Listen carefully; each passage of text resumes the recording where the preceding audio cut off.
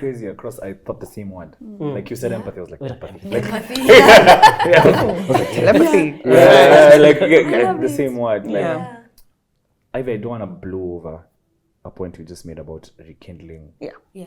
Like that's been ringing in my ears since you let it out. And now that like we're single guys and we're entering a lot of these relationships with women, I just wanted to know, what qualities do you think that men should have in order to be able to actually have that patience with their spouse? Whether it's in the relationship, romantically, whether it's also raising children, because I think it's that same quality of patience. Like what are your thoughts on this? Like what do you think as men we should equip with ourselves with before we enter a relationship that can, create a family and create that stability? Oof. Yeah. Wow. Hey, wow. Good question. Very good question. I always like to say kindness should just govern everything you do. And remember, this is coming from a point where I've also come to and learn that being unkind is not a good thing. So practice kindness. And practicing kindness doesn't start with you in a relationship. It starts with being kind to yourself. Because again, as men, you're really exposed to a lot of negativity. And it's easy for you guys to have a lot of negative self-talk. A real man must, no, and the stuff that you guys are exposed to. So start by practicing kindness to yourselves. And then you'll see that will reflect and it'll project to other people. In platonic relationships with women and also other men, there's this thing we talk about with Shikie a lot. Mom guilt is very, very, very real. So if you have friends who already have children and you're the single one, please just understand if a man can't come to hang out with the boys because he has a clinic visit. Understand if a man can't come hang out with the boys because he has to stay at home because his wife has girls' night out and he has to stay at home with the children. Right. So again, you see, it's another essence, another form of kindness also towards your male friends. So instead of going to watch the game at a bar, you say, we're coming. We're coming. You're ready. My friend. Where's his wife? Bring his wife here. Imagine. Wow, wouldn't I do that? I would love that. Yeah. We're coming, we will wash the bottles for you, we will help put the baby to sleep. Because I do this a lot for you as well. Like when we're hanging out somewhere, I'll tell you, well, relax, I'll take the baby to sleep. It would be so nice if, as a boy, you do that for your boy as well. Like, wait, relax, let me try put this baby. Man. Oscar, you've said it. I think that's it. That is it. Yeah, so just a sense of understanding. And honestly, it's just governed by just be kind. Just be kind. Imagine, Guys, I think we have entered the deepest of trenches. Deep today. Yeah, man. Now let us come out. Yeah, please. Let us come out. Alright, guys, now let's talk about the obvious, which is over 12.5. Now let's talk about subscribe. Yeah, now we can now reduce the volume. Now guys can feel easy. So how did that come to pass, especially for the two of you as friends? Like, how did you two make the decision for like, hey, whether this thing might actually work out? So could you please tell us? I even joined over 25 like on the 4th episode. So maybe Shikie's No worry, I joined the Mantalk on the third. Yeah. So I joined, I didn't join thinking this thing is going to whatever. It's that I felt a lot of FOMO because I was working a lot and my friends were starting this thing and I just wanted to hang out with my friends, really, actually. I wanted to be there with my friends. So when that job, I don't know what happened. When I stopped doing all that countrywide crisscrossing and traveling, I was like, I asked, can I come for a shoot? Can I join? And they were like, yeah, sure, come through. And that's how I joined over 25, by the way. She was so shy. Can you imagine Ivy shy? Never. Does it exist online? Wait, can we find it? It does. Wow. And then my first episode was eating groceries. I'm like, God, what are we discussing here? Like, it was quite. Okay. I was like, the penny just dropped now. Eating groceries. So I was like thrown into the deep end of what it is I was discussing. I don't think for anyone on over 25, I don't think there's anyone who saw what it could be when we started out. I think a lot of the entire first year was probably just funsies. It was just an excuse to chill with each other. A lot of our episodes, we'd come there ready. Everyone has their drinks. By the time we're done with shooting, now it's become the full sherehe. We are now enjoying life. I think it's only when a client approached us, that's when we're like, And this was what, maybe over a year down the line? Over a year down the line. For me, I think it was a very long time before I saw what it could be. I think probably Lorna was the first one to see the potential. To see our potential. And she would constantly talk about it and we'd be like, okay. It took a while. Even when we made it to Capital, the blog. Like, what are people, like, are people even watching? Like, wow. It was crazy. They always say, like, not to mix friendship with business, right? And I'm in 2 months about it. I'm actually not sure because I think it just depends on the friend, right? I think so and too. So for selfish reasons, because me and Oscar are friends in business and we're doing something very similar to you, a YouTube channel, media, etc. What's one piece of advice you would give to friends that are like sat in having coffee saying, have you seen Mantalk? Have you thought about doing this? What's one thing you wish somebody sat down and said, before you do this with your friend, consider this before you started? Be very secure and strong in your relationship as friends first before venturing into business, because it will shake you. It will definitely shake you. And because of what Over 25 stands for, and maybe I think even what Mantalk stands for, unfortunately the line is very thin. The business is the friendship, and the friendship is the business. That's what people come to watch and see. Exactly. So just make sure you don't forget. Don't forget that the friendship started. Don't forget your history. Don't forget what it is that you stand for together as friends. Because if at all anything happens to the business itself, your friendship must stay. That's what I think. That's something that she's said it perfectly. And I think that's something that even as Over 25 we realized.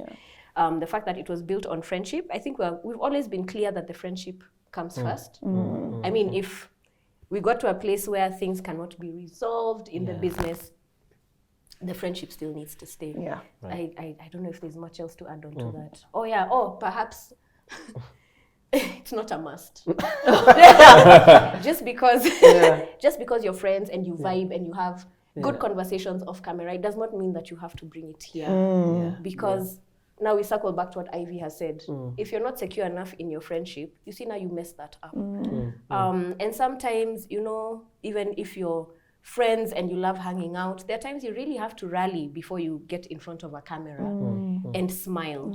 It has happened to us on Over 25 many times. People will come and they've had terrible days, or people will come and maybe Ivy and I have had a conversation that's a bit, but you still have to perform for the camera or for the job, or you have to shoot for a client. So don't do it just because you vibe as friends. I don't think that's It's not. And vibing as friends is not the same as vibing as business partners. You might have different sets of value entirely when it comes to actually running a business. Whether it's a business that is on camera, like what we have now, or one, let's say, selling clothes or something. You might not vibe as business partners at all. Just being a friend does not mean, we can do business together. You have to assess each other as business partners before you go into that, and just formalize that thing. Man, I always say it's nothing personal, it's just business. If you're not mature enough as friends, remember, if you're not strong enough, you mix the personal and the business, it'll be so messy.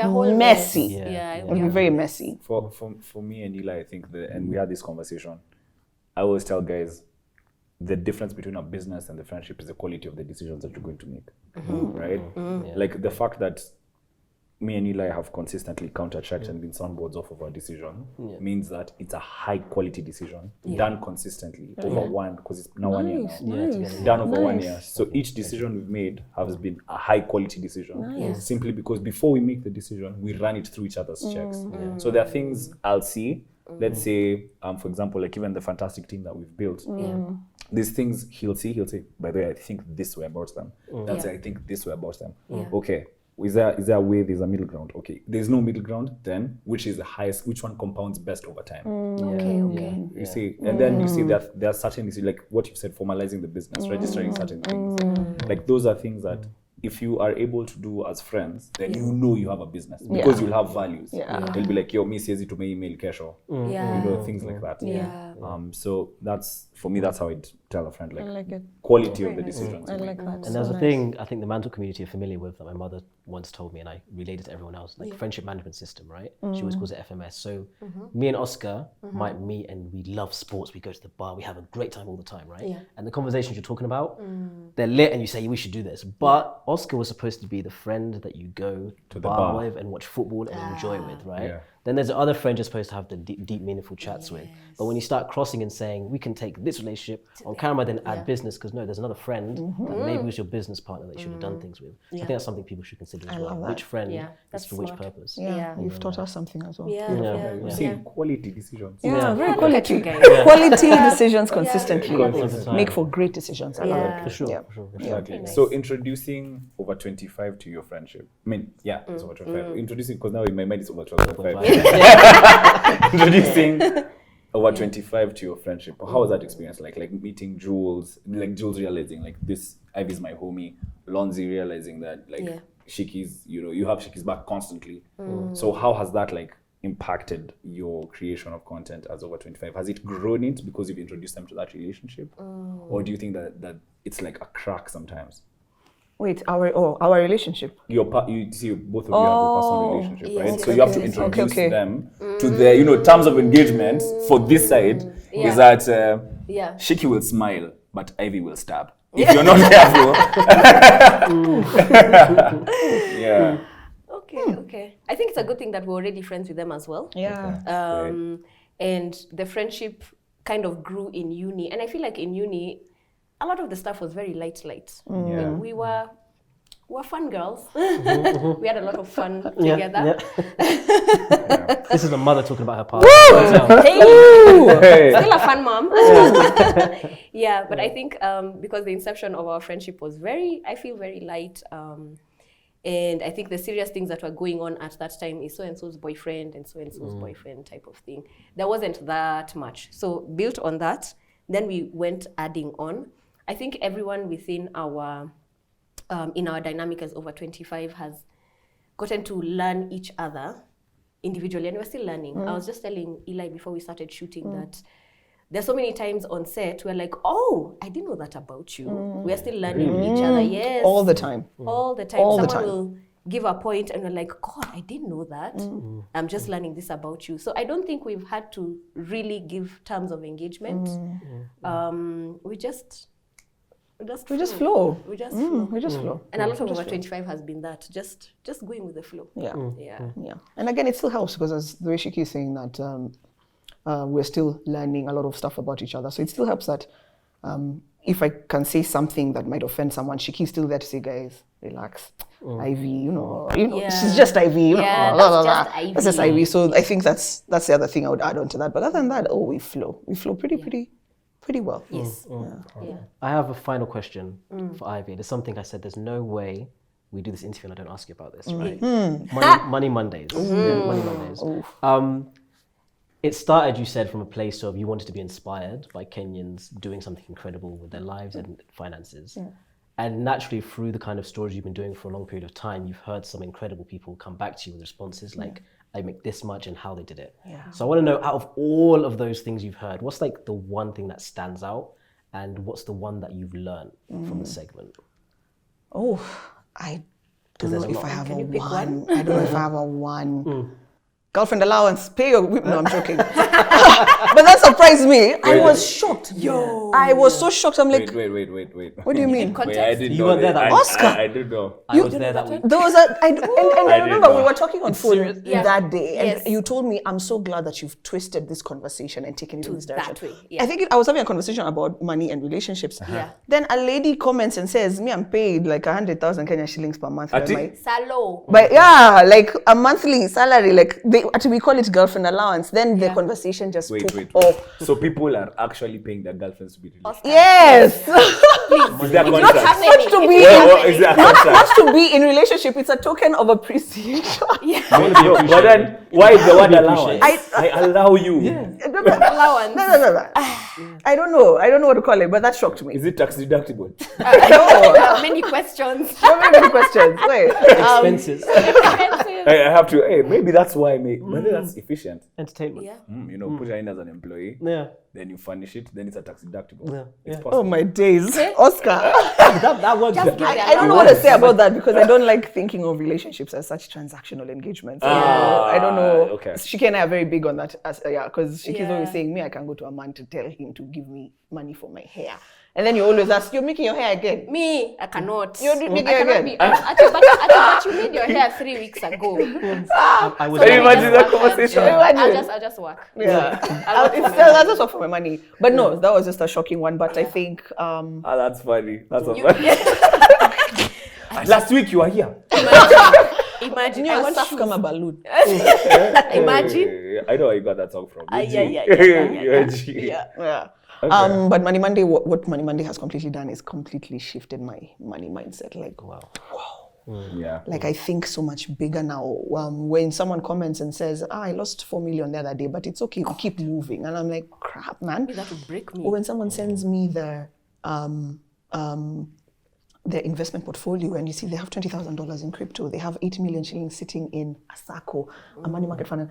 Man, my mindset has changed. And then because I've met these people through the interpersonal conversations I have, your network is your net worth, man. I was gonna say, I'm able to pick up the phone and I can, like, even just from this previous one, I've met someone who's a dog breeder. So if I want, my network has expanded so beautifully. So yeah, my mindset and my network. That's the lesson that I've gotten from Money Monday. I think even your relationship with money in general. These days you count it on a Yasabu. She has a good relationship. She has a good relationship. I have a good relationship. Money with knows money. you. Yeah, they are friends. Money is Close to comfortable. me. It's comfortable with me. Juana. It's comfortable with me. On a personal level. Yeah. And then I don't keep money.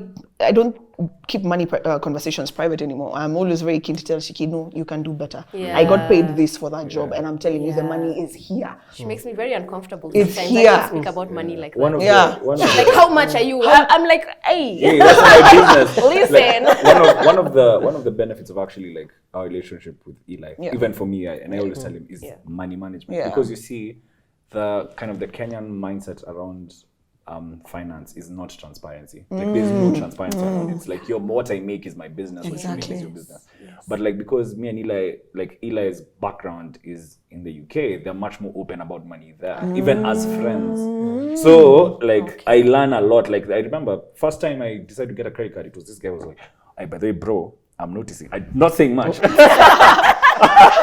Bro, there's a card you're producing, and does it go straight to your city? I'm like, yeah, it does. There's like, nah, this is how you actually structure it. And you know, like that next week I went and signed up. And so slowly financially, like especially personal finance, because business finance, I feel like we're taught in school. But then when it comes to personal finance, I've seen, I think having a friend who's like very open-minded is really, really useful.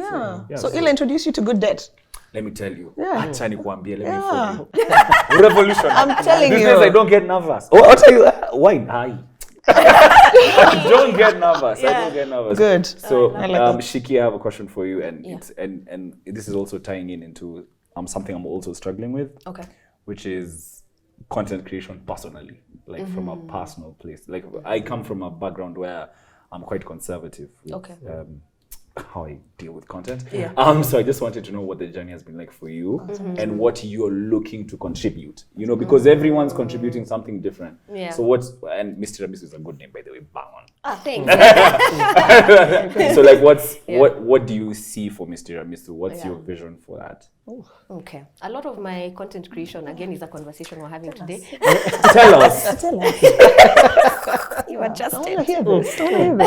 A lot of my approach around content creation, again, which is something we're also talking about with Ivy this morning, is documenting. I find it easier to document than to curate something specific.